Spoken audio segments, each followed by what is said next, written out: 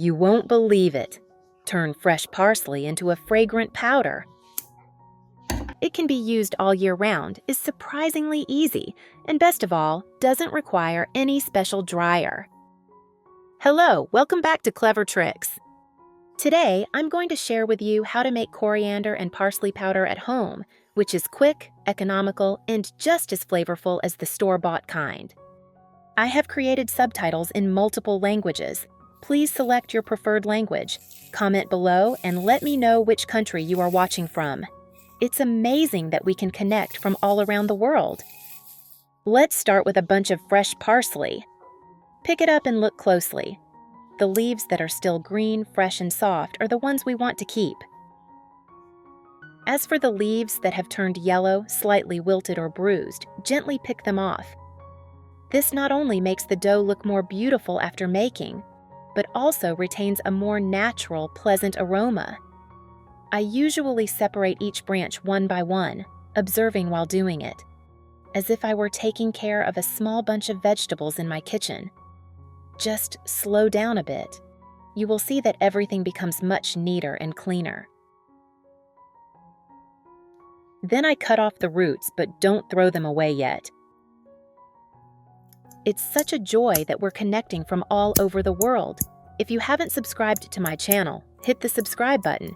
Thank you for your support. This part can still be used to make soups, broths, or stews. Just wash and store them properly, and you will find them very useful whenever you want to add a little light fragrance to your dishes. Now let's move on to the stems. This is the part you need to pay a little attention to.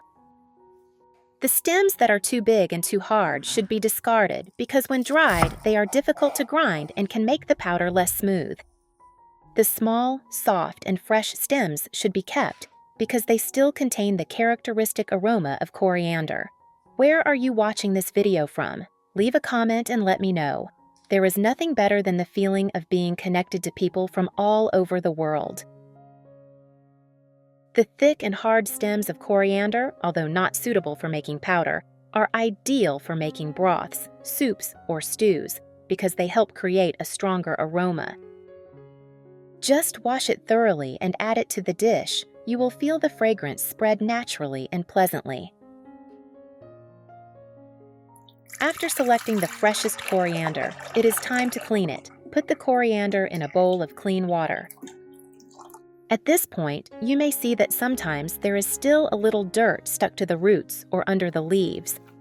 This is completely normal, and that is the reason why this washing step not only helps the vegetables to be cleaner, but also helps us feel more secure when preserving them for a long time. I usually add a little white vinegar to the water. You don't need much, just a small amount is enough. Vinegar helps remove small dirt and cleans the vegetables while still retaining their natural light fragrance. Use your hands to gently stir the coriander as if you were gently caressing each leaf. No need to squeeze hard, no need to rub too hard. Just let the water wash away what is unnecessary and retain its natural freshness. How many times do you usually wash coriander at home? Some people wash it twice. Some people wash it until the water is completely clear. Either way is fine, as long as you feel secure and comfortable. When the water is clean, gently scoop out the coriander and place it in a basket to drain. At this point, you can take a moment to look at the vegetables. The leaves are still green, still fresh, and the familiar scent is still intact.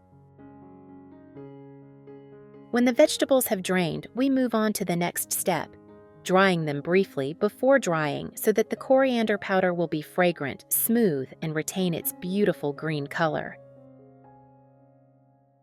Do you usually use a cloth or paper towel to dry the vegetables? Please share your method. I would love to hear your familiar kitchen habits.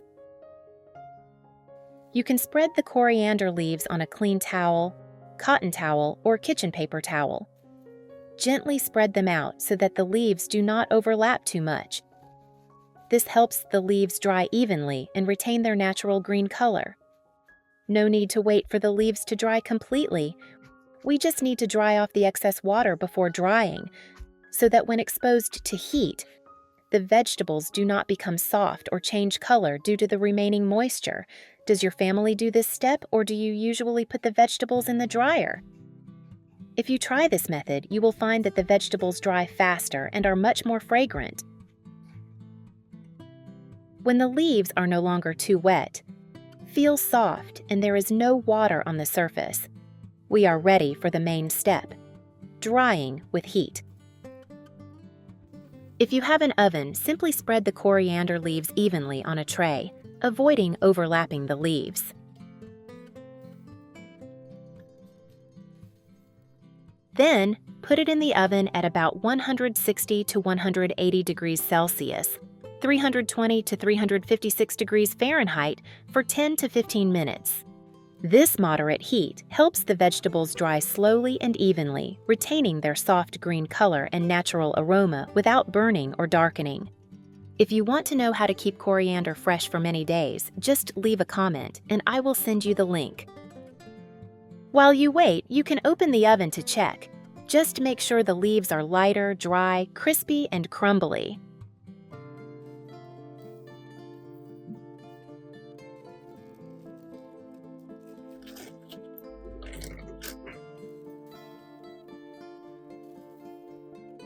If you don't have an oven, you can absolutely dry your coriander in a pan. Just put the herbs in a clean pan, turn on low or medium heat, and stir constantly. This process usually takes about 15 to 25 minutes, but in return, you will enjoy a pleasant aroma spreading throughout your kitchen. Once the leaves are completely dry, light and crumbly to the touch, turn off the heat and let the leaves cool naturally before moving on to the next step.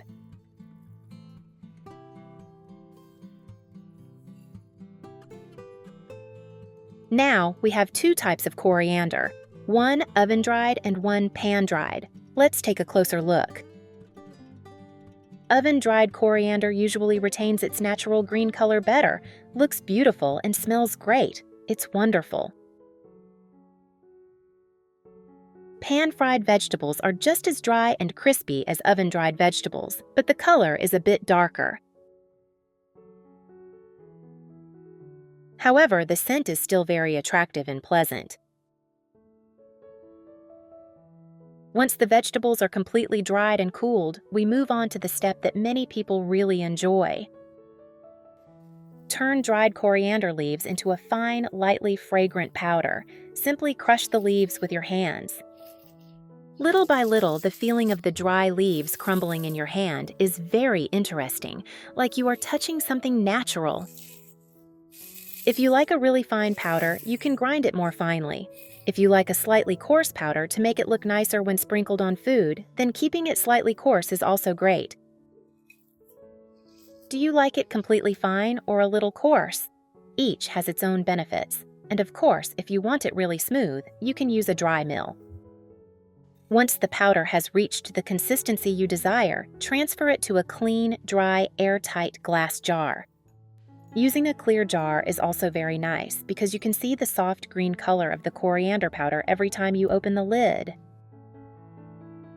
A pleasant feeling in your kitchen. Remember to store the jar of powder in a cool, dry place, away from moisture and direct sunlight. It's such a joy that we're connecting from all over the world. If you haven't subscribed to my channel, hit the subscribe button. Thank you for your support. This preservation method helps coriander powder retain its natural aroma for a long time. Very convenient for daily meals. And now for the part that most of you are curious about. What is coriander powder used for? You can sprinkle it on grilled chicken, pan-fried fish, baked potatoes, or mix it into salads. Just a small amount is enough to give a light aroma that makes the dish more attractive, more beautiful, and more flavorful. No need for too many spices. Sometimes just a little bit of the subtle aroma of coriander can make a meal much more harmonious and delicious. You can also apply this method to many other herbs such as parsley, basil, or dill.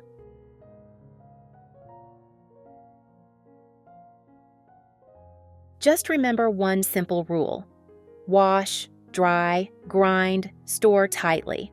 With just a few easy steps, you have a jar of natural, convenient, and ready-to-use coriander spice for all your familiar daily meals. If you find this method useful, please leave me a message. I am really happy to know that you are taking care of your kitchen in such a gentle way. And if you want me to share how to make powder from other herbs, do not hesitate to let me know. Don't forget to like and subscribe to Clever Tricks channel. Thank you for your time here. See you in the next videos.